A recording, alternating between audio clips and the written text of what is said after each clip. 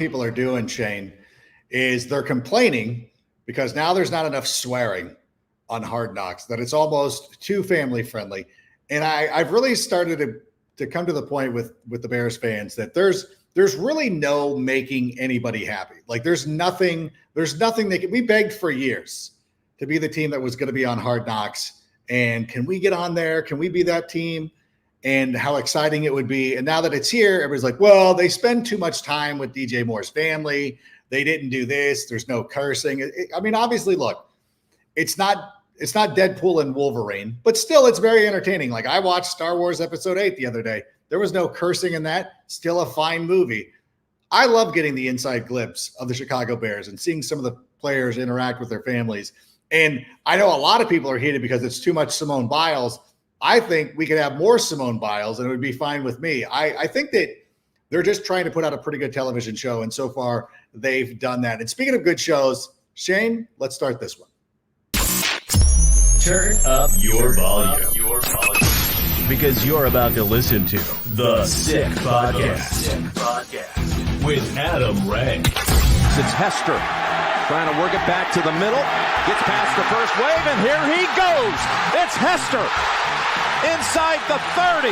Hester's going to take it all the way for a touchdown. And no flag, 92 yards. Brought to you by Circa Sports Illinois, the sickest Chicago Bears and fantasy football podcast. Sports entertainment like no other. It's gonna be sick. It's Wednesday night. You know what that means? It is time for Take It to the Rank. AEW will be coming up here in about an hour. And of course, the Tape Never Lies Network in an hour and a half. But until that time, we're going to sit here, spend some time. Cynthia Frelund will be joining us here in just a moment. But first, I wanted to remind everybody, as you see there in the open, our newest sponsor, Circa Sports Illinois. Oh my gosh. If you download the Circa Sports Illinois app, you can place your bets from anywhere inside the state of Illinois, or you can visit the new sportsbook at American Place Casino in Waukegan. It is a great partnership. Circa Sports is one of the best and up-and-coming brands in all of sports entertainment. And if you've ever been out to the one in Vegas, it is one of the most incredible places. The Circa Swim is outstanding. In a couple of weeks, I'll be going out there to be doing one of my drafts. I'm going to have a whole draft day. And I've set up like 14 drafts, so we do it from Circa Sports. So I want to thank them for being a part of this. And again, download the Circa Sports Illinois app.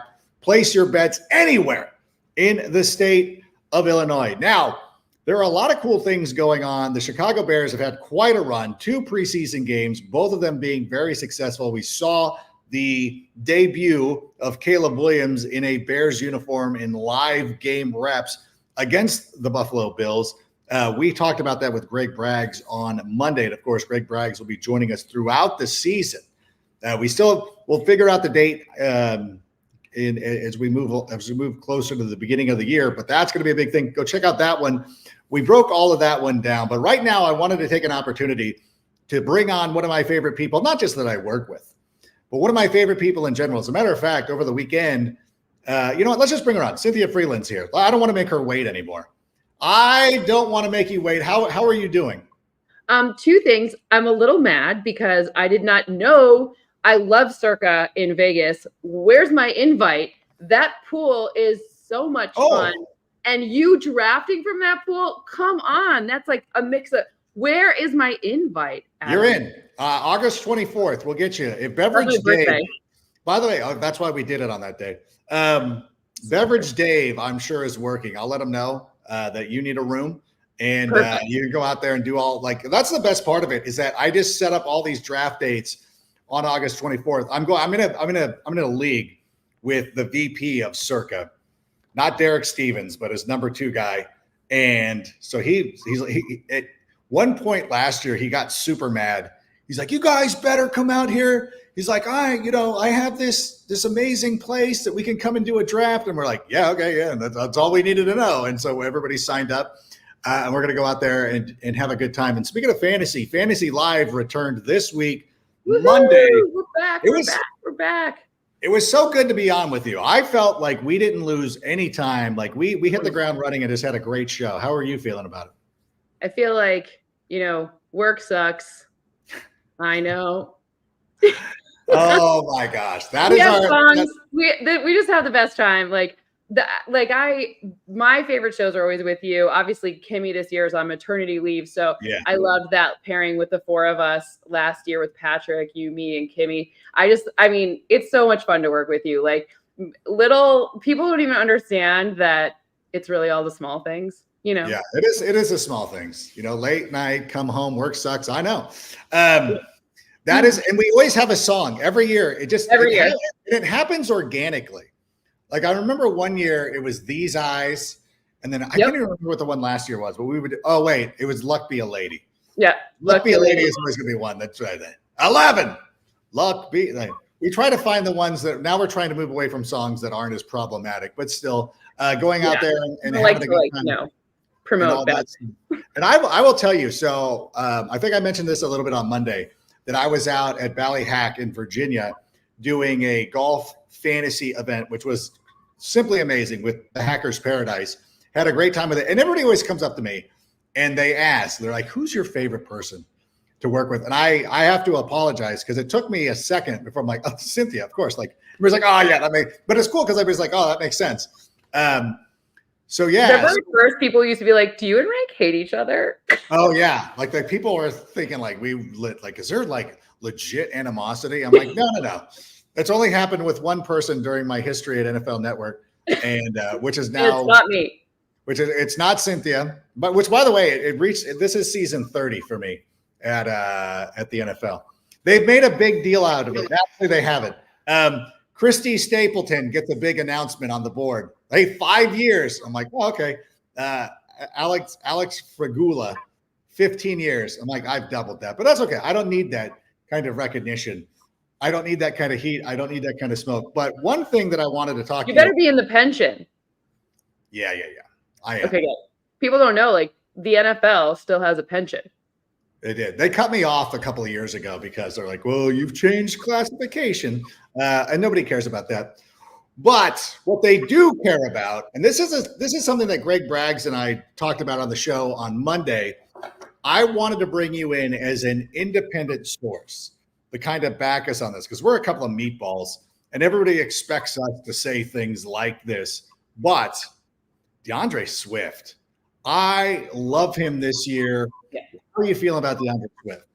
I brought him up, not even talking to you. We do a homework document and we don't talk, and it was our first show. And, we both put our answers in this homework doc without talking to each other. We don't know the jokes yet. We haven't gotten back although it was like mid-season form, but I will say, right. But we weren't actually in mid-season form. So, I put him as one of my favorite to target picks of the entire preseason, at least in large part because I don't think I think people maybe, because Caleb has looked so great during this preseason, which is all credit to him for sure. But I do think that they're very smart when it comes to not asking him to do too much too soon. I think running the football, every successful team, look at Tua. How did he get paid? He got paid because he's got great pass catchers and running backs who combine for the most touchdowns ever, So reality is that they're going to roll him out smartly. It's great that Caleb's good. The run enforces the pass enforces the run. It's a nice mix of both. And DeAndre Swift is prime and in a great spot to be just fantasy gold for you this year. Do you think that the Bears, and I know that I put this out, so I took the clip that we had from the show on Monday, put it out there, and I said, you know what, I'm targeting him. And obviously it comes off as very homerific from me, which is understandable. That's fair.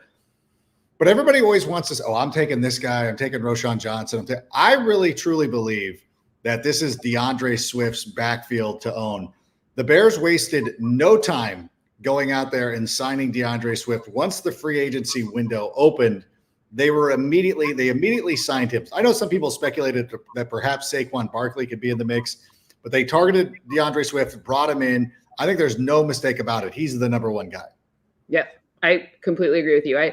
Not just from the free agency signaling, but also from, DeAndre Swift has bounced around not because of his talent, but because running backs overall have gotten, analytics people have downplayed how important it is to have a running back. So he's kind of in this sweet spot where the contractual numbers for him make a lot of sense for his potential output, which is why you see him as one of these premium free agents for acquisition because of his talent level. Like, you saw there was a certain guy who in 2015 was a pretty great running back. He went back to his former team, and that guy was asking too much money, right? So it's like you gotta kind of play the market right, but you also have the production to back it up, right? Zeke's also getting a lot older, but even Saquon, the number didn't match what they needed to have, and the Bears did a really disciplined job. Yes, they had 2 picks very early on, but then they didn't have a lot of draft picks overall, so they had to fill some of these roster holes with free agents, and they knew that. So they had a really disciplined strategy for acquiring the right sets of people for their team, given that, everybody and their brother knew Caleb was the quarterback they were choosing. And Rome was kind of not lucky, but like a good, if he was there, they would take him, right? Yeah, like it got lucky, but you couldn't have necessarily counted on that. No, and I think that if you watch the Giants version of Hard Knocks, and they were going through some of the motions there, going through the draft and free agency with the Giants, you got the sense that the Bears were willing to trade up to number 6. They were going to flop with the Giants because they wanted to go out and get Rome Odunze in case the Chargers had taken Malik Neighbors instead of Joe Alt. So they were ready to go in. And it was funny watching it because I truly believe that Ryan Poles is not getting enough credit for what he's been able to do over the last couple of years. And the Giants were convinced that the Bears were moving up for alignment. Like, oh, Ryan Poles keeps calling, so we can move down and still get Rome Odunze because the Bears are going to trade up and try to jump the Titans to get Ola Fashanu or one of those guys who ended up going in that range. The Bears were all in on Rome Odunze, and I think Ryan Poles fans thought that same thing because at the draft they make the like the Velcro things to the fans, like have the Velcro things, and all of the Giants fans very nicely gave the Odunze ones to the Bears. It was very cute. They were similar. They were near each other, like, here you go, stick it on your shirt. It's fine. But it just was funny because they had Neighbors, Odunze, all like they had like what you were talking about. But the fans were it was cute. The Giants fans were very nice to the Bears fans. Oh, that was nice of them. Yeah. What's funny is one time, this is a little sidebar of like, I once interviewed Harry Carson, and like being the jerk that I am, I go, hey, was your 86 Super Bowl not as sweet because you didn't play the Bears? He's like, no, it didn't matter to me. I'm like, they embarrassed you so poorly in 85, and then you never got a chance for retribution. That had to be tough. Like, no, we're good. I'm like, okay.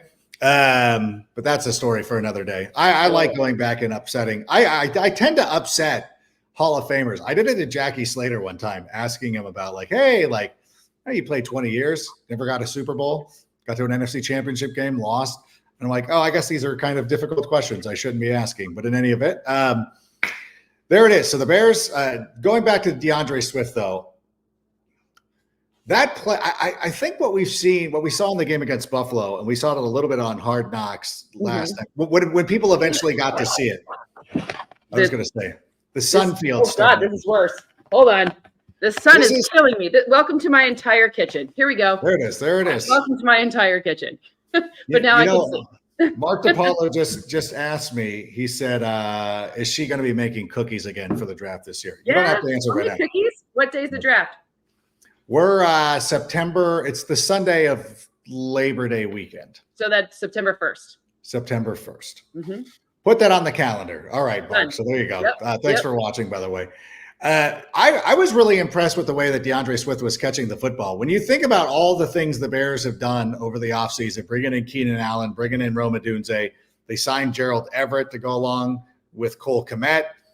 DeAndre Swift is also going to factor in the passing game too. And Caleb throws that pass, that no-look pass, that's the kind of thing that we've never seen out of a Bears quarterback, or at least haven't seen since Jay Cutler.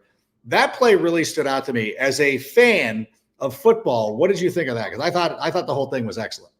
Oh, it's so much fun to see. I mean, look, I'm not like my fandom lies with the Lions, but I'm a fan of the league. You work in this league long enough. I want everyone to be great every single week because I want to see just the most epic matchups in every game. But so I really liked what I saw from Caleb. But I like the no look stuff is very fun. It just means to me that the chemistry is already forming between these guys, which is massive, because usually it takes the month of September for things to really start to gel and start to come together. So I think you're seeing it a lot sooner, which is a very good thing. But I also think the confidence is something I haven't seen. And not to say I didn't see confidence from Justin Fields or whatever, but like Caleb Williams is a confident cat. Like he is not, I heard like, now all the kids, all the kids, when they do their rookie, like when they introduce themselves, they now have to say like, I'm Caleb Williams. I went to USC. They have to say my NIL money was $3 million. My signing bonus. They always had to say their signing bonus, but like now they have to say all of it. And then like some of the guys that are like, my name's so-and-so and I didn't get any NIL money and my signing bonus was $5,000. Like, right. But it's funny, but they said like his swagger was like very, like veteran swagger. So, you got a dude, right? Like he's a dude. He's not afraid. Let's just put it that way. Yeah. It's one of those things too. And it always inevitably comes down to, it looks like you're taking shots at Justin Fields. I'm not taking shots. No, not you. I think it's mostly me. And as we're trying to break this down and trying to put this out, just trying to analyze this. But there is something like listen, I'm still a fan of Justin Fields. I want him to go to Pittsburgh and succeed. But there are different kind of players with different kind of leadership who have different kind of energy. The energy that you get out of Caleb Williams is just different. It's more gravitational to me. Like that is more of a person that you're like, I really want to hang out with this guy. Now, Justin came off as confident, and there was a lot like he's, he never lacked for confidence or anything like that. But there was shyer. Like Caleb feels more like look you in the eye, tell you a joke, BS with you. Like, whereas like Justin was just like a very quiet kid, and he didn't seem as, not to say he's not a competitor, not to say he's not got that like fire in his belly, but Caleb's, in a good way. I say this with all love, but Caleb's cocky. Like, it's a good thing. Like I don't know, whatever you don't want to say he's confident. That sounds weird, but like whatever the good version of he's cocky. No, I think there's something to that. Like you can, it too, when you go out there. So is Bo Nix, by the way. I did not think he's like Broncos side, like strutting on the side. Like, I was like, okay, cool. That's right. We don't like the Bills anymore. I thought about that on Saturday. I'm like, you know what? We don't like the Bills anymore because we like the Bills. Cynthia's now moved on to the Denver Broncos. So like Buffalo can go pounds. There was this one moment in Hard Knocks where Austin, but not Tyson Bagent, the other quarterback was talking about like they threw a challenge flag on a late fourth quarter pass, and you're like, why? And they were talking about this, like, why is Sean McDermott doing this? Like and I even said this in the Hall of Fame game, because there was a catch that Colin Johnson had that they challenged again, that D'Amico Ryans challenged. And you're like, you guys, you're costing these kids money. Like, let them have the moment of like, hey, I had a pass. Not that Dante Pettis is also involved in this too, where you're kind of like, let these guys play. We don't need challenge flags when it's 47-6 in the fourth or whatever it was, 33-6, whatever it was. The only counter to that is the procedural part in the helmet, because when you have a rookie quarterback, especially, and you have a team that's built around rookies, you want to go through all these situational aspects of the game, including the challenge flag, because the time, like all the coaches will tell you, and this was actually something Sean Payton like really hammered home, was like the difference. So obviously they rarely take passes under center in college anymore. But the other thing is the time, it goes very fast for them. And when they're trying to hear everything and process it, and then now you put in a different element of a challenge, like it's just going through the procedures for everything. So everyone, even the chain of command in your ear knows, like, I'm the challenge guy. I'm this is the like, throw it, not like the procedure stuff is like, so sometimes they'll throw it, even if if they're 55% that they're going to get it instead of 95%, which they would be in a regular game, because they want to go through. I've learned this now, like doing my sideline preseason gig, which to me is like, you love football if you do that because you learn so much. But it's really about they would love to get in like 2-minute drill. They loved it. Like a lot of these rookies will go through they'll take them through halftime so that they can understand what happens, and knowing that they have to come back out there to start the third quarter, stuff like that. So it's procedure more than anything else. I understand that. And that's I understand it, and I still hate it. Very, very, very well reasoned. And there's nothing wrong with what you said. But at the same time, as Austin's sitting there lamenting, like, hey, I'm trying to make this roster as the third quarterback. I don't need the opposing coach dropping the red laundry this late in the game. It's whatever. But I understand, like, you're going through this. It's not. We shouldn't spend this much time debating it, but it was something that came up in the Hall of Fame game too. It's like, you guys, like, there's nobody on the field right now that's going to make a roster. So just throw that in the back seat. We don't need that anymore. We don't need a challenge. I don't want to sit here and watch a preseason game and have to go through the whole thing with a challenge. Like, oh my gosh, like, let Austin Reed go out there and try to get his spot on this team. Although he's been one of the fun parts of Hard Knocks as well, because he made an admission last night that he watches Love Island religiously. No, I think it was Cole Kmet who said he watched one of them. It was either him or Cole Kmet watched. One of them brought up Love Island, and the other one's like, I watch it religiously. And the other guy's like, religiously? He's like, no, I mean, like, and he's trying to backpedal it, which I understand because I get that a lot because I still watch The Challenge. Oh, The Challenge is tonight too. And people are like, you watch 40 of them. Yes. CT, 40. Still hate him. Still hates it. Anyways. Oh, CT's come around. The year that he came out and he had the dad bod and got eliminated quickly by Jay, then he turned it all around, and now he's been unstoppable. CT. I would imagine he won this one already. I'm not even. I mean, I think it's done. No spoilers. There's no spoilers. Here are my two Bears notes, really quick ones that I want to vet with you. Number one, the new kickoff rule, very interesting strategy. Yeah. Because, so, we can go through the dynamics, but basically you want to land it, like the ideal kick would be to land it hits the ground in the 20 and rolls back into the end zone, because then you're coming out the 25.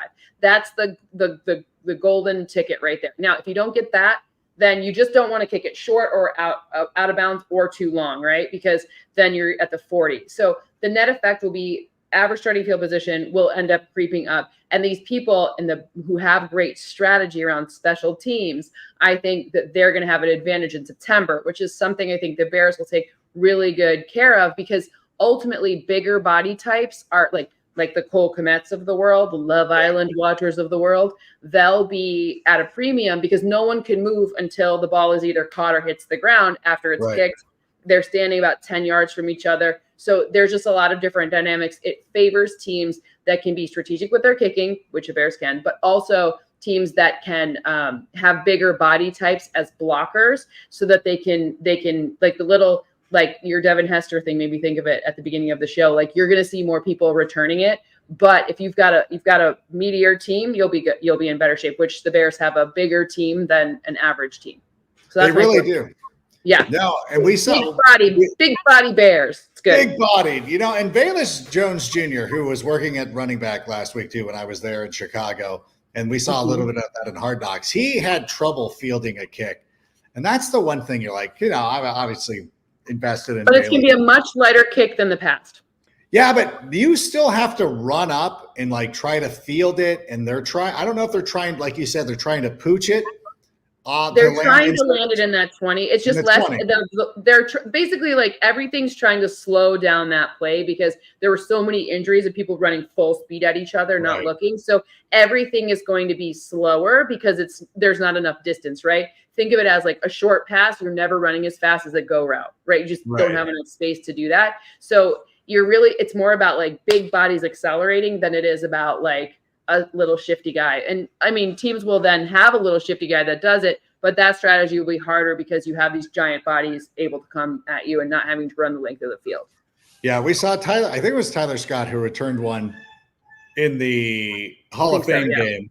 And then it was Bayless in the – we didn't get a lot of kickoffs from Buffalo because they weren't really playing all that well. So didn't get a real good opportunity. And that's been part of the problem is the Bears have been too good defense, or at least they were on Saturday, stopping the Bills. So they didn't get a chance to work on the kickoffs. And it's like, okay, you would like to get – and like they even showed this on Hard Knocks as Bayless went back there and like had to double check the rule with the referee. And it's like, God, you got caught on film. You got to be the person who knows it. Like it'll be interesting. Better to double check it than to be wrong. You know what I mean? True.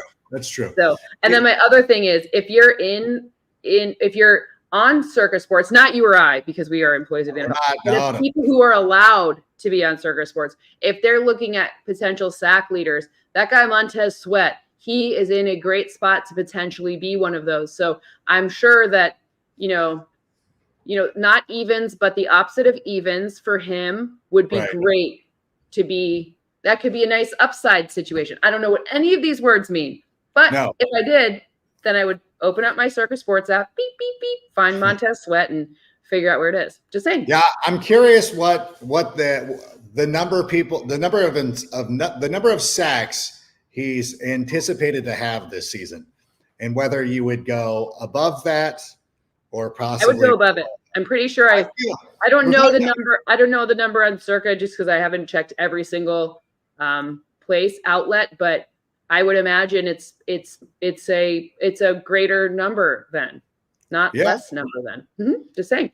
And we've seen, the Bears they're improving defensively. They even with the draft picks this season, they're starting to get more depth on the defensive line. But Matt Eberflus said in an interview this week, I believe it was with the CBS affiliate in Chicago, he kind of intimated that the Bear, and I don't know if this was a Freudian slip, if he let something go, if he's just talking to talk, about bringing in another person who could possibly be helpful with them to help get some more pressure on the quarterback. I'm curious to see what big move the Bears make because, they might need help on the offensive line. We don't really know. I think that what we've seen out of Caleb so far is like, this line seems good enough. Like, I think we'll be okay. But I think defensively, when you think of it, there could be some guys who end up getting released. Yannick Ngakoue is still available. Matt Judon could be traded. He went traded. He just went to the Falcons like 2 seconds ago. Oh, no. Braggs is going to be so upset. Okay, so Judon just went to the okay, so that's one that's out. Yep. Okay, good for him. I'm glad that he that's a good move for the Falcons. It's a great move for the Falcons. Yeah. Gosh, didn't Raheem Morris say like last week, he was like, have you ever heard of Grady Jarrett? And I was like, yeah, I have. And yeah, what's the point? What's the point, Raheem? I just love when coaches get sassy like that with reporters. Like, hey, who do you expect to like rush the pass? He's like, ever heard of Grady Jarrett?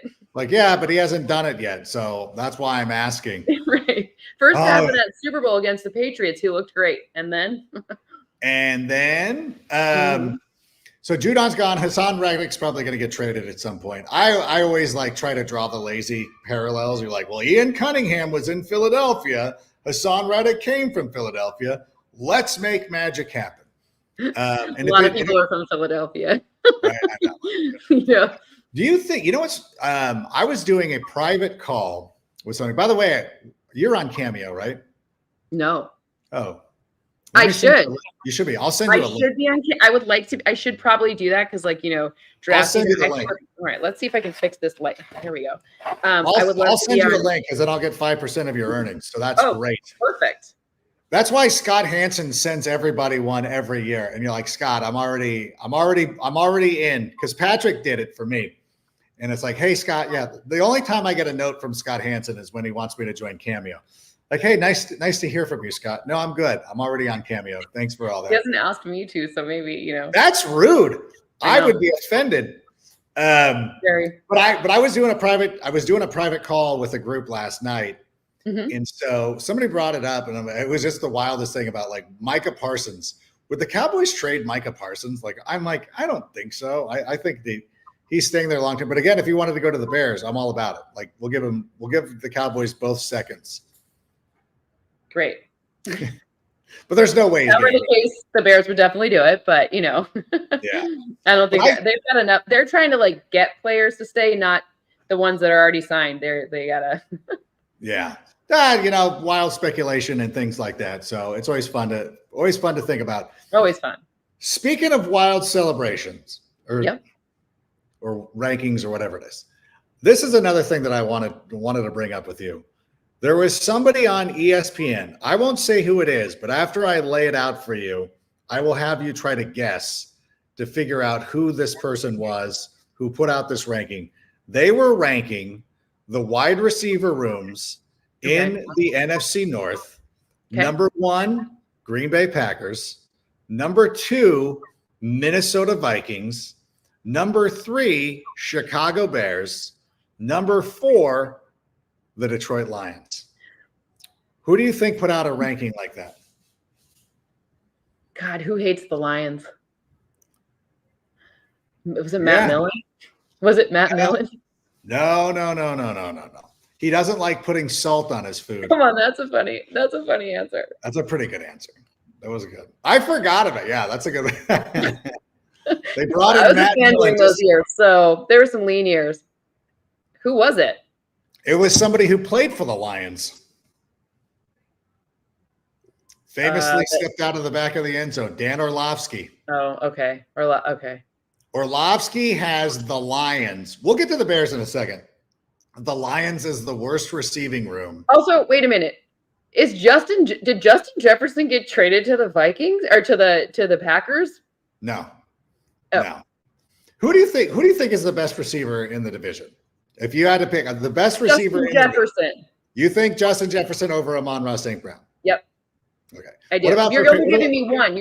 But I'm whole room. I'm not answering the same. But yes. Well, this is the way. I think Justin Jefferson is possibly the best in the entire league. Arguably 1 or 2 in the entire league. So, yes. Okay, that's fair. I guess for fantasy, I'm so now embedded into fantasy.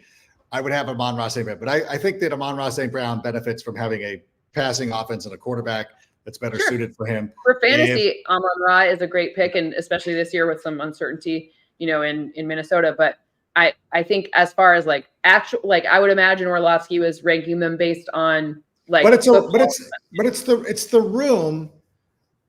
I don't know how you look at, and I don't know if they're counting tight ends or not. But even that, I think with Amon-Ra St. Brown and Jameson Williams, I don't think we've got a great tight end in Detroit. Sam Laporta. That's why I'm saying I don't know. Because if Sam Laporta they couldn't have included the tight ends. I don't know. And I don't want to give too much heat or too much life to it. Well, I think that's very clickbaity, right? Because we've seen LaFleur get really mad lately, people, because they keep asking him, who's your wide receiver number 1? He's like, I don't care whoever you think. So he's clearly feeding into that, right narrative. But I love when they talk about that too. We like not having a number 1. And I said, you know what? Yeah, actually, absolutely. Because all those years when you guys fold in the playoffs, I always said to myself, I said, you know who's holding back this team? Devontae Adams. If they didn't have Devontae Adams, this team would be so much better. They would be so much closer to the Super Bowl if they just went with a bunch of B-level players instead of – and it's a lot of and I know that fantasy people do this all the time, but it's you're really hyping up these guys to be something special. And I'll swing this back to the Bears. If you look at the entirety of the Packers receiving room, I don't know who you would consider their best player. Christian Watson, Dontavian Wicks, whomever, Jaden Reed, let's say it's Christian Watson, Romeo Doubs. I don't care who it is. None of those Packers receivers are as good as DJ Moore. None of those Packers receivers are as good as Keenan Allen. You almost Keenan Allen's at the tail end of his career, so maybe together. Coming off a season, no Packers receiver currently in their room had a year like Keenan Allen had last season. They've not had the consistency in the NFL. They don't have the pelts on the wall. What about my Husky? That's the thing. If we're projecting for the future, I would even say that if Rome Odunze was on the Green Bay Packers, he would be their number 1 wide receiver. Like That Malik is- Neighbors. Malik Yes. Neighbors is the Malik number one Neighbors on would the be the Giants. number one. Romo Dunze would be the number one on the Packers if he were on that team. Yes. So you have two guys that are clearly better than everybody. If you're getting down to the like splitting hairs where you're like, well, I mean, even Tyler Scott is not a bad number 4 wide receiver.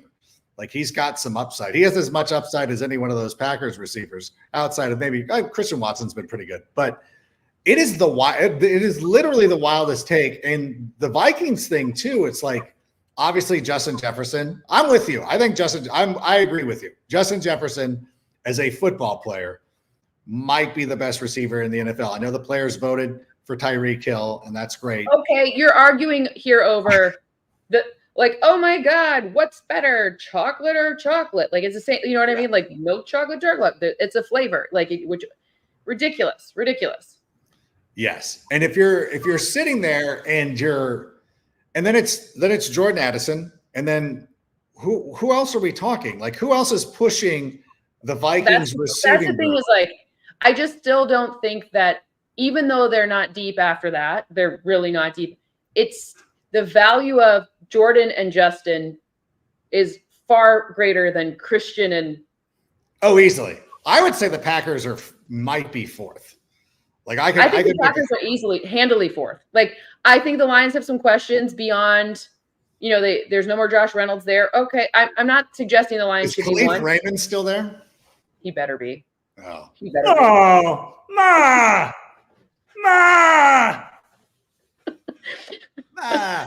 But yeah, like I'm not saying that the Lions should be 1. I'm just saying that the Packers are 4. The Lions could be 3. The Lions are but I think Amon-Ra is like really good. I'm not saying he's not. I need to see it from Jameson first. Sam Laporta makes if you were adding in tight ends, you'd have to factor in TJ Hawkinson for the Minnesota Vikings, but you'd get Sam Laporta. But I think the Bears have if I'm saying quarterback agnostic, right? Rookie quarterbacks are it's hard to be a rookie quarterback in this league, even if you're Patrick Mahomes. I don't care. It's hard. So the reality is you get this great receiving core. Awesome. It's okay. You can think Jordan Love's better than Caleb Williams and say their offense could be more efficient or win more games. That's a fair, he could make that at least as an argument to make, right? But to be I don't know. I don't. He just hates the Lions. It's like, hey, the Lions didn't force you to run out of the back of the end zone. In fact, I would argue that the Lions probably wish you didn't. Yeah, they probably wish. That's why I want Jared Allen to go to the Hall of Fame, because then that play would be replayed over and over. It would be replayed over and over again. And I write that every year whenever I do my Hall of Fame pieces, and I bring up former Bears great. Why can't I? What did I just space on his name? Don't even tell it to me. Jared Allen. Goodness gracious. Jared Allen. Yeah. Did Jared Allen? He also played for a NFC North team, right? Another one. Who was it? The Vikings. I'm just joking. I always say that he played for the Chiefs and Bears, and the Vikings fans are like, wait a minute. I go, I know. He probably because I think he had his number retired by the Vikings. I think he had a ceremony where he rode around on a horse with the big Viking or something like that. But yeah, I want it somehow. To pay, I'm Norwegian. I mean, no, you can't do Viking ancestry. You'll never be allowed back in Detroit. They've embraced you. That's why I can't. I am almost getting too cozy with the Lions promoting Amon-Ra St. Brown and all this stuff that I don't want it. I just think I think it makes people's argument it's okay to be petty, but if you're saying something you can also be I can say I really I want Caleb Williams to be good except for 2 times a year. Yeah, that's fair. I mean, it's because you can be an objective football analyst without being a fan. It is easy to separate, especially if you're a Lions fan, because we've been terrible for so long. It's just kind of funny to be good now. Right. Oh, and believe me, they're handling it well. There's a guy in the chat who he's a Lions fan that we think is a Lions fan. It might be a false front type of thing. That always comes in here and stirs it up. I've loved the Lions getting a little wind in their jaw. overextending themselves. I'm like, why not? You're like, this is what I say too. Like we talked about this on Monday's show, on the Sick Podcast on Monday with Greg Braggs, is like, people should be excited. Like I don't like when people try to dampen everybody's enthusiasm. And I thought that, even last year, we're like, the Lions were like a pretty good team. I picked them to win 9 games and they exceeded that win total, but I had them as a playoff team because I wasn't willing to go in and be like, this is the same old terrible Lions. I was like, except for the WWE promo I did before WrestleMania, that was for laughs. It was not that was not a serious analytical thing. It was WrestleMania at SoFi Stadium. So I was talking S. That's the whole segment was me talking S on the NFC. As you should. But it's just I don't like having to squash people's enthusiasm. And I think Lions fans should go out there and beat their chest and think that they're going to go to the Super Bowl because we've seen a pathway. We've seen that it's almost old school in a way, because back years ago, you would see teams slowly rising. Like when the Dallas Cowboys became a dynasty, like they slowly rose. They were like, they went 3-13, 1-15, then 7-9. Then they lost to the Lions in the NFC divisional round, and then boom, 3 out of 4 years of the Super Bowl. We're seeing that with the Lions, where it's slowly progressing. And can they make that final step to get to the Super Bowl this season? Now people are starting to get on board. But going back to this wide receiver ranking, I think the thing that rankled me the most, and I had set this up a moment ago, is like, let's rank. If I'm ranking the top 5, and this is me being so maybe a little bit non-objective, if you're ranking the top 5 receivers in the NFC North, I would have Justin Jefferson, Amon-Ra St. Brown. I would have DJ Moore. Those 2 guys are interchangeable to me, because I stepped into it this year when I'm like, hey, if I'm ranking the top receivers in the NFL, like DJ Moore's in my top 5. And then people would be like, what about Amon-Ra St. Brown? I'm like, yeah, him too. Like, yeah, those are that's it. It's Tyreek, Justin, Jamar, and then Amon-Ra St. Brown and DJ Moore. So when you're ranking the top 5 receivers in the NFC North, I have those 3 guys followed by Keenan Allen and Rome Odunze. I'm like, how do you have 3 of the top 5 guys and you're not the top receiver room? Like I was more put out about the Lions being 4th.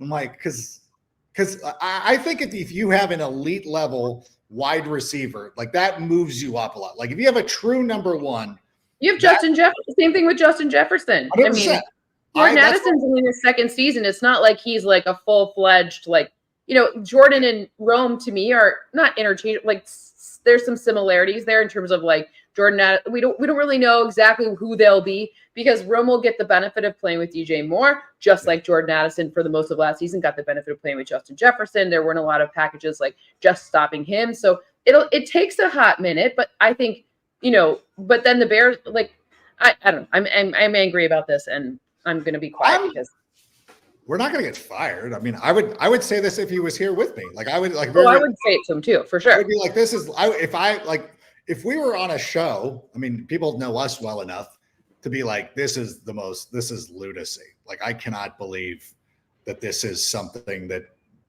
we've been, the funniest thing is like, we've been in, I think the easier comparison is doing stuff on Total Access, is that you would usually have somebody, whenever we're in a production meeting, like we usually run into somebody like Steve Smith, Brian Baldinger, even, somebody like that, not David Carr, not so much, but Steve, I know Steve and Baldy, because I think I work with them the most, who not rudely, but will say, why are you saying this? Question you, like, because I know Steve does this all the time. He's like, why? He's like, why are you doing this, Rank? And I know he's not doing it to be mean. Like, he wants me to be better. And then if I try to explain it to him, I just feel like I would have a hard time trying to justify to somebody like Steve, like, why is Green Bay the best team? Like, I don't want to speak for him because he's not here, and I don't think that's fair, but it's like, I would have a hard time trying to justify that one. Like, hey, well, I don't know. It's not sporical, but it's like the thing, like, build your best fantasy team using these $15, and like Justin Jefferson's $5, Amon-Ra St. Brown's $5, Keenan Allen's $5, Rome Odunze's $5. Like, that would be the $5 row. So it's almost impossible. So you're getting all the guys who are $2.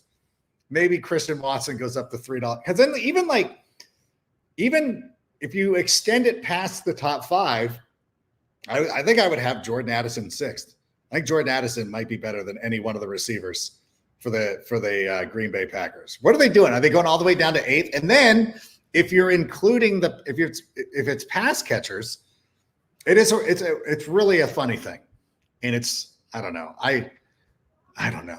If they ever become our bosses, I hope that our production meetings are a little bit different. That's all I'll say. It's hard to tell someone no, though, if they're going to get you clicks. Like, if you really believe in the like, that's a good click. That's a good click situation. You're making Detroit fans unhappy, and you're making Chicago fans unhappy, and you're pissing off the Bears fans, and you're pissing off. I mean, and Minnesota is like, what? Like, have you heard of Justin Jefferson? Like, right? You know, like I guess my question back to him would be like, which one do you really want to play with? You're telling me you're a quarterback. You're the quarterback. Which team? Like, I don't know. You really going to tell me you want Green Bay? No, I can't even believe it. And especially, and it goes like if you're into trading cards or something like that. I love trading cards. Speaking of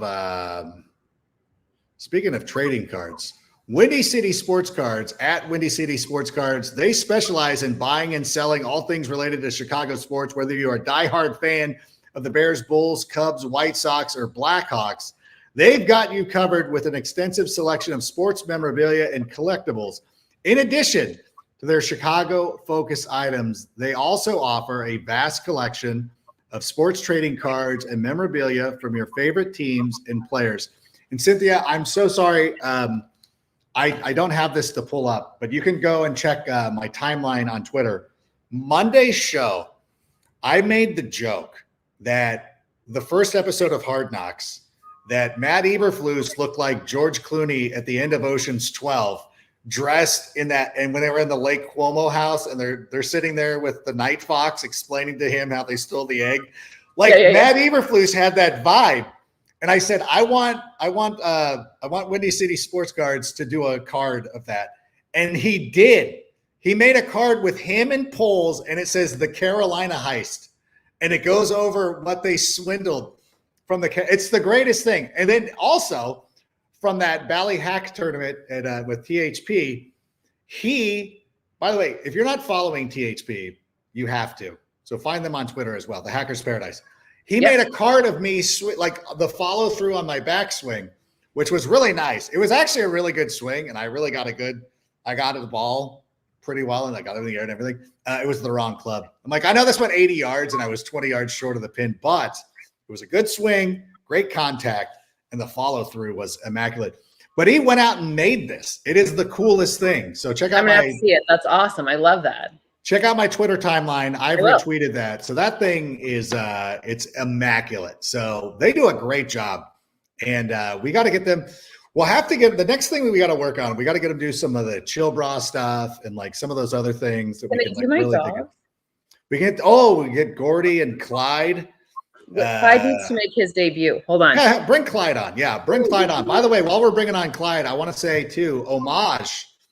Let's talk about Homage. Oh my gosh. Homage specializes in ultra comfy, high quality looks, repping sports, pop culture, and more legendary moments. Learn more about Homage with the link in the description. And I will tell you, I wish I was I'm not wearing an Homage shirt right now, but Homage sent me an Angels pullover. Look at Clyde. But Homage sent me an Angels pullover. That is the most comfortable thing. They have a line, and you can get them without logos. The most comfortable. I want a Husky logo on my Homage. There it is. And there is Clyde. So good to see Clyde. But yeah, Homage makes killer clothes. And I usually will be rocking an Homage shirt.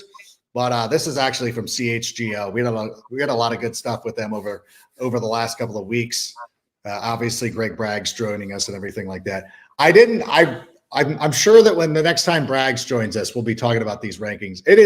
I don't like giving life to it too much because I don't want to be like, this is exactly what they're doing. But you know as well, like the whole thing is like, hey, in a lot of the meetings we would always be in is like, talk about the Cowboys. You always want to talk about the Cowboys. That is like number one. Like they would say, hey, do you have any sort of Cowboys take? But they would allow me, I got to be honest. They do challenge you. And there's like, explain to me what you're saying. And I think that at some point they would be like, are you sure you want to say? Because I've been in things before where Steve has talked me out of something. And I'm like, okay, you're right. Like I'm not going to be a lunatic about it. I want to be smart. I want to sound smart. I want to be able to go out there and really justify it. So when I'm saying things like I do, and even the thing with DJ Moore, we got into this because people really push back about DJ Moore being a top 5 wide receiver. But you look, and I understand this too. I think again it comes down to tiers, and I think the top 3 guys are the top 3 guys. I think there's no argument that Justin, or even if it's the top 2, Justin Jefferson, Tyreek Hill, far and above. And I think Jamar Chase belongs in that class as well. I think Devontae Adams belongs there too, despite not having the quarterback support that. Yes. Thank you. You weren't on with us yesterday. So you weren't on with us on Tuesday. We did a thing at the top of the show, JJ McCarthy, who, by the way, best wishes to JJ McCarthy. It's always unfortunate to see a player with his kind of talent. I was excited to see how he was going to do in the NFL. I really do believe that when we see JJ McCarthy play once again, that we're going to see something special out of him, because I thought that he played for a team where he wasn't asked to throw the football, and he has the skills. I mean, even Tom Brady, when he was at Michigan, it was a very similar situation. And he had to split time with Drew Henson because there were promises made to keep him from going back to the Yankees. So, well, and the other thing is, this could maybe be the best thing for him, because now he has to really, like, they're forcing him to sit that year. We always talk about, quarterbacks, especially higher drafted ones, they're forced to start. I mean, we knew Caleb was starting. Bo Nix probably start. They're all probably starting, right? Like Bo Nix should start. I agree with you. Yeah, but like they're all asked to start very quickly. Sometimes that's not the best thing for them. I mean, look at Patrick Mahomes. It's not to say that he wouldn't have been great had he had to start the first year, but it was really good for him to learn from Alex Smith. 100%. And I think Sam Darnold's a capable enough quarterback, especially playing with KOC, playing for KOC, that he's going to get an opportunity to go out there and show what he should have been able to do. Unfortunately, you get drafted by the Jets, you're not going to get much of an opportunity. But the point was that we made at the top of the show, and I felt bad because I usurped Patrick's point, is we were talking about Justin Jefferson, because we have new producers on NFL Fantasy Live. Blasucci's been a fantasy producer before, but he's now coming over from Total Access. And they said, no, we got to talk about this. And it's funny to try to get people out of the like hard news football mind. And you're like, well, this is about Justin Jefferson. Like we wish JJ McCarthy well, but this is about Justin Jefferson, because people will ask, does this hurt his value? But we knew that the quarterback situation was going to be fluid, and he's essentially quarterback proof. I don't think it's much of an issue. The bigger part of that was extending it to Davante Adams. I'm like, but can we bring that energy for Davante Adams, who is quarterback proof himself and needs to be considered one of the more elite level guys? And I agree with you. I think that there's a whole range. Now, I wouldn't put Davante Adams in the top 3, but I do think that there's the level with Amon-Ra St. Brown. You would have A.J. Brown, DJ Moore, Davante Adams. I'm sure I'm forgetting a couple other guys, but like they're in that tier. And if you want to, and if you want to mix and match people, like, okay, that's fine. Like, I'm not going to sit here and argue with it. Like, I think A.J. Brown's better. I'm like, I don't really have a thing. Yeah. Tiers is better. Yeah. It's not like you're saying Joshua Palmer. No disrespect to him, but it's like, okay, like, hey, I think Davante Adams. I'm like, that's a good player. Like, I have nothing, but I would just put DJ Moore, obviously. And I don't even think I'm that biased, because I always felt that way when he was in Carolina. I've always been a huge fan of his. So it's just why it just really I don't know. I think the thing that Bears fans have had to go through over the years is that they know that we're idiots and that we're going to get upset about everything. And it really just allows people to come out and be like, well, put the Bears third. Like, even like having Green, like, even if you could have even easily have put Minnesota, the Bears, Green Bay, and then Detroit. And I think that still would have upset us enough to be like, hey, wait a minute. I think room to room. I think that, obviously Justin Jefferson's the best, but I think we have 3 guys that come in underneath him before you go to Jordan Addison. You would have a thing. But they knew, like, well, let's put the Packers up there for no reason other than to piss off Bears fans. It's unfortunate. Shane, do we have any? I know we haven't taken a question. God, it's almost been an hour. Oh, shoot. I'm so sorry. I didn't mean to keep you this long. Fine. No, this is great. Listen, Clyde got to make his cameo. He's happy. We love that. Yeah. We love that. He's now back to sleep. Okay, perfect. Shane, were there any questions, or if anybody has an urgent question or anything like that? I know we've covered a lot of topics here. Which home game do you two beautiful people recommend we get tickets to if we are able to do so? Also, Cynthia, that dog is awesome. Lucas, thank you so much. We appreciate it. I don't know if I have the Bears schedule ahead of me. So I would say the most difficult ticket is going to be the Week 11 game against the Green Bay Packers. That's going to be a tough one, especially if the Bears get on a roll. I think that it's that's a tough one to get to. But I will tell you the most enjoyable games to go to. I would go to when the Lions come to town. It's later on in the season. I believe it's week 13. It's December 22nd. December 22nd, before Christmas. Mm-hmm. Christmas in Chicago. Jared Goff makes his first start outdoors of the whole season. How is this possible? I think that's a pretty good. Here's how I base it on things like this is what's going to have the least amount of fights. Like, you know what I'm saying? Like, as somebody who lives out here in Southern California, takes my kids to a lot of baseball games. Can't take them whenever the Dodgers, the Yankees, and the Red Sox are in town because there's going to be a fight every 5 minutes. But you like to go up when they're playing the Kansas City Royals, for instance. You're like, chill fans, the Rays. Similar in football, I always have a really good time around Lions fans, even Vikings fans as well. Either one of those two. I think you want to go to a divisional rivalry game because those games are always a lot of fun. But with Minnesota and Detroit, there's a lot of heckling going on.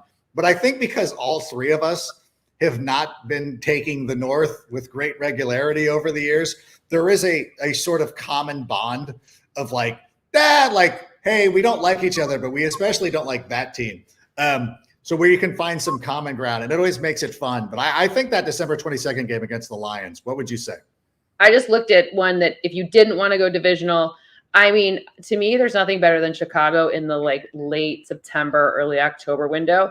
And I think a good test for the Bears will be the September 29th game against the Rams. The Rams. I think that'll be like the new look Rams defense. There's a bunch of new, interesting new folds to the way that I would imagine now. Like Matthew Stafford's not at his prime in terms of health. So I would imagine some of the fold with the run games. I mean, we saw Kyron Williams be really great last year, but I think now they've added some layers there to that run game. I want to see how the Bears defense handles Matthew Stafford and the offense, because I think this will be a good and it will be a great tell for where Caleb Williams is really tracking at against a new look defense in the Rams that, he's playing against, 2 Florida State guys who both rookies as well, on the interior of that line. No Aaron Donald, way better. So I don't know. That one would be a fun one. You're not going to get fights at that because LA fans don't exist. So, I think if you wanted to go to a different one, I just love Soldier Field, late September, early October. Maybe there'll be a little crispness in the air. You can tailgate before and get some hard cider and play. I love tailgate anyway. So that would be kind of my non divisional first always, but that's the perfect day in Chicago for me. I think you just sold me because, we're trying to get out there. We're hopeful to be there week 1 as the Bears play host to the Tennessee Titans, but that might not be able to work out. That'll probably be tougher for me to get a credential for as well because there's going to be so many people there. But the game against Los Angeles, also Caleb Williams, it's going to be a good, low-key great game. Yeah. I think the one against the Titans and the one against the Rams is going to be really good as well. So maybe if I got to go out not against that Titans team. Sometimes early September is a scorcher and gosh, just need a little later. Maybe some leaves will change. We don't get seasons here. So if you get a chance to go home and see seasons, great. Pretty fun. Yeah, I do see it. I do. But sometimes I've been out there. December is a little, it hits different. You just got to make sure you're wearing your snowboarding gear. from back in the day. I've lost my hardiness. Yeah. And by the way, if you want to sleep easy at night, I got to tell you right now, the Mantis sleep mask that I got recently, it is the only mask designed and optimized for deepest possible sleep in any environment, 100% blackout for deeper sleep, infinitely adjustable for a personalized fit, and absolutely comfortable. Visit the mantisleep.com. Visit mantisleep.com and use the code SickBears for 10% off. Over the last week or so, I stayed in like 6 different hotel rooms. 3 different hotel rooms. 3, whatever. It doesn't matter. Stayed in a lot of different hotel rooms, but I brought the sleep mask. When I was out there at Valley Hack, I was sitting there sleeping, and they had a steam shower. So late at night, I would steam. I would shave my head. I would go out there, put on the sleep mask. I was actually sleeping really well, which is unusual for me if I'm not at home at one of my home beds. It's really difficult for me. So Mantis Sleep, I thank them for that. And I want to thank you for being here. I had thoughts of kicking you loose because I'm like, she's not going to want to sit here and talk Bears forever. But it was a good. I like the Bears. I know you do. Well, then we got to make fun of Dan Orlovsky. I'm in Chicago. I feel very close to that city. Like I feel like. You're no longer a homeowner in Chicago, though, unfortunately. No longer. No, they're building a casino in the Tribune building. Did you know this? I heard that. That's why you had to get out of there. Well, I just didn't want to deal. I didn't know how to deal with that from afar. So, yeah. Onward and upward. It's now someone else's. Now somebody else's problem. But in any event, hey, I want to thank you so much for being here. It's always a lot of fun. Mondays are the best day for NFL fantasy. That's when Cynthia and I will be there with Patrick Claybon each day throughout the year. And that's where we're going to be bringing out all of our fun stuff. I'm going to try to get them to make sure that we do Chill Bra on Mondays. I have such a great surprise for you next Monday. I mean, I can't wait. This is big. I don't know.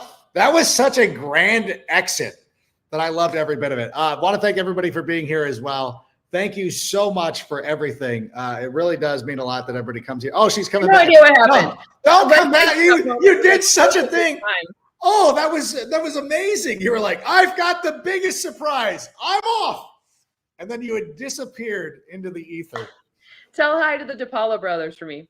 Oh, they're so excited. They're now excited that they're going to be getting treats again this year. They're looking for. Oh, you know what? I was going to save this for the Monday fantasy show too. You can do it twice.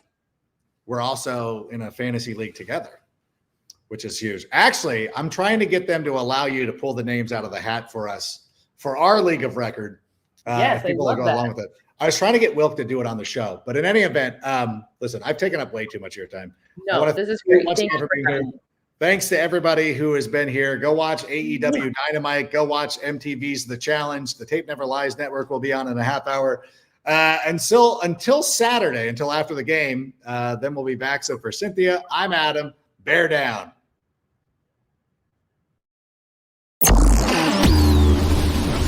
And that's a wrap. Hope you don't miss us too much until next time. Follow the Sick Podcast with Adam Rank on YouTube, Instagram, Facebook, Google Play, and Apple Podcasts. Brought to you by Circa Sports Illinois.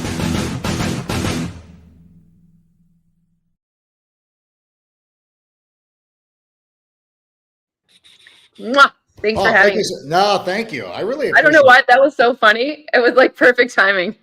You have